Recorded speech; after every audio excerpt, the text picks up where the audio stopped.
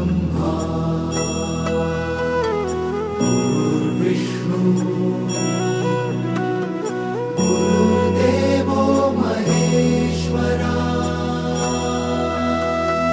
गुरु साक्षात् परब्रह्म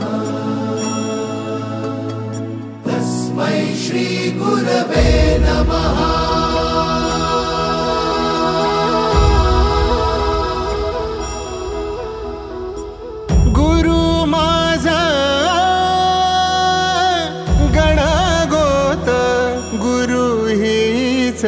माऊली